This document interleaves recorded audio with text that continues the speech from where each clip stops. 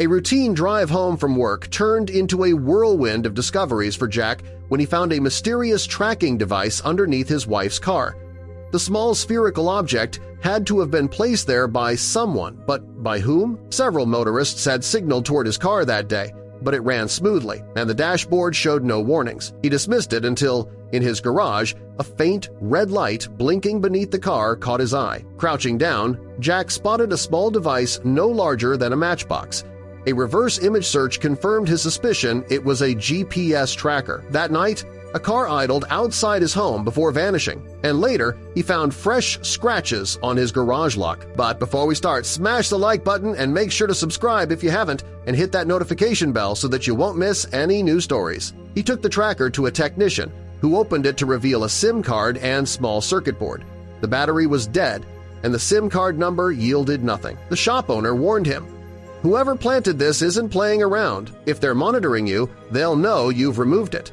Determined, Jack searched tech forums, contacted service providers, and spoke to private investigators, but every lead hit a dead end. One investigator hinted at organized crime. Late one night, Jack found an online forum describing identical trackers tied to a criminal surveillance network. A breakthrough came when an investigator traced the SIM to a burner phone linked to an unmarked building on the city's outskirts. Jack approached cautiously, slipping inside through a dim alley entrance. The halls were quiet until he found a room filled with monitors showing surveillance footage of homes and cars, including his own. On a desk lay a folder labeled Operation Brown, containing months of reports and photographs of him and his wife. He grabbed the folder and escaped, only to see two figures outside his home later that night, saying, "We need to get it back." The danger was now immediate. Jack returned to the building and ventured deeper, following a faint hum behind a locked maintenance door. Before he could act, it opened and a tall man stepped out. Jack confronted him about the tracker. The man's expression didn't change, but he finally said, "This isn't your fight. You have no idea what's at stake." Back home, Jack replayed the encounter in his mind. His wife, Alice, noticed his unease, but he kept silent. Unknown to him, she was working with the FBI. She had uncovered hidden compartments in vehicles sold by a former drug kingpin turned car dealer. Setting off an undercover operation, the FBI convinced her to let them track her movements to gather evidence on the condition that Jack remain in the dark. The danger was real. One evening, she spotted a man lingering near her car. She drove away quickly and called her FBI contact, who assured her they'd handle it. As the operation neared its end, Alice reviewed all the information she'd given: timelines, suspicious activity, and personal observations. She knew her role was critical, but also that danger would remain even after the case closed. Jack, still unaware of the truth, continued his search for answers, convinced the tracker was about him. In reality, it had always been about her. The technician's warning was clear. "Whoever planted this isn't playing around. Be careful who you talk to. If they're monitoring you, they'll know you've removed it." The words chilled Jack, but he pressed on. Inside the open device was a SIM card and tiny circuit board linked to the blinking light. The battery was dead, but the SIM number produced no results. The shop owner admitted there was nothing more he could do. Jack left with the device, determined to uncover the truth. He scoured tech forums, contacted phone providers, and spoke with private investigators, but every lead failed. The tracker was too generic to trace, the SIM unregistered. One investigator hinted at organized crime, warning him to tread carefully. Late one night, Jack found an online forum describing identical trackers tied to a shadowy surveillance network. The realization made his skin crawl. This was deliberate. His paranoia grew, scanning streets for strange cars or strangers, but he saw no one. Then came a breakthrough. A private investigator traced the SIM to a burner phone linked to a small unmarked office building on the city's outskirts. He also handed Jack a pawn shop card, suggesting they might have sold the device. The building was plain and anonymous. Jack circled to the back and found a slightly open service entrance. Inside, the air was heavy with machinery, hum, and faint chemical smells. He moved through narrow halls until he discovered a small, windowless room lined with monitors and filing cabinets. On the screens were surveillance feeds of homes and cars, including his own. His stomach sank when he saw Alice stepping out of their car. A folder labeled Operation Brown lay on the desk. Inside were detailed reports and photographs of him and Alice, evidence of months of tracking. A noise in the hall sent Jack hiding. Once clear, he fled with the folder and sat in his car, heart racing. The pages were filled with surveillance logs, coded references, and one name that stood out, C. Jennings, linked repeatedly to an organization he vaguely remembered from news reports. Back in his garage, he reviewed the notes until muffled voices outside made him freeze. Peering through a crack, he saw two figures near his driveway. "We need to get it back," one said. They meant the folder. The threat was now immediate. Jack slipped once more into a dim hallway through another service entrance. The building felt abandoned, but danger lurked behind every step. The building smelled faintly of cleaning products, its silence pressing in. Jack moved quietly, listening for any sign of movement. Turning a corner, he spotted a locked door marked Maintenance, from which came a faint, steady hum. He was weighing whether to force it open or call the police when it creaked open on its own. A tall man stepped out, his calm but cold tone carrying weight. "Can I help you?" he asked, closing the distance. Running was pointless, so Jack spoke plainly. He was looking for the person who had placed a tracker on his car. The man's eyes flickered with recognition, but his response was measured, "You shouldn't be here." Jack pressed, threatening to involve the police. After a tense pause, the man sighed and motioned for him to enter. "This isn't your fight. You have no idea what's at stake." He offered nothing more than, "You're in over your head," before ending the conversation.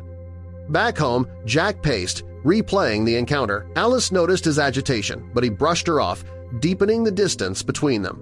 That night, they lay in bed facing opposite directions, silence stretching on. Meanwhile, the tall man sat in his office, troubled by Jack's persistence. Jack's demand for answers still echoed. Why was he being watched? This time, the man finally revealed the truth. "It's not about you, it's about her." When Jack realized her meant Alice, the man confirmed it but insisted he wasn't the one who had planted the tracker. While Jack searched for answers, Alice was secretly meeting with the FBI. She had uncovered hidden compartments in vehicles sold by a former drug kingpin turned car dealer and had alerted authorities. The FBI asked her to allow them to track her movements to help build a case under strict instructions to keep Jack in the dark. The operation was dangerous. One evening, she noticed a man loitering near her car. She calmly got in and drove off before he could approach, then called her FBI contact.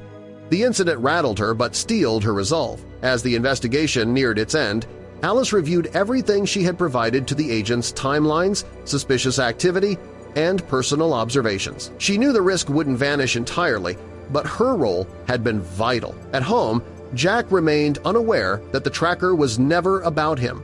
It had always been about her. The night before the raid, Alice reviewed all she had shared with the FBI timelines, details, and her own observations. Her information had been vital in exposing the car dealer's smuggling network, but the danger wasn't over.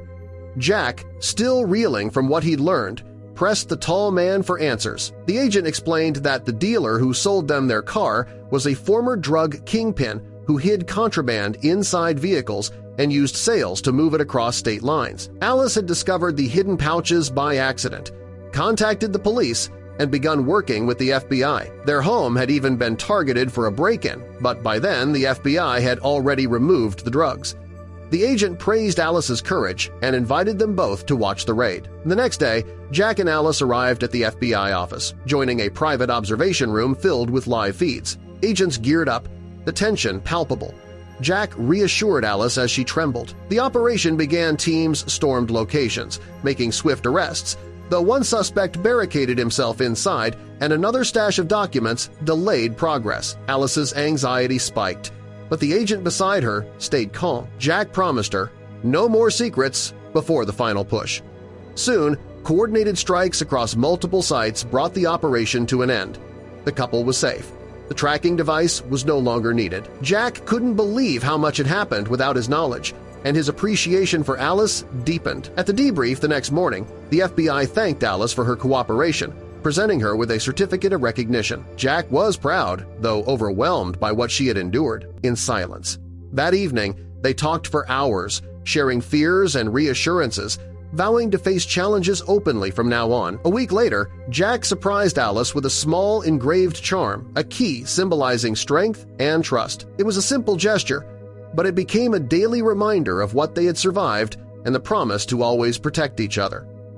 In the weeks that followed, life slowly returned to normal. Everyday moments, grocery trips, walks in the park took on new meaning. For the first time in a long while, they lived without the shadow of danger.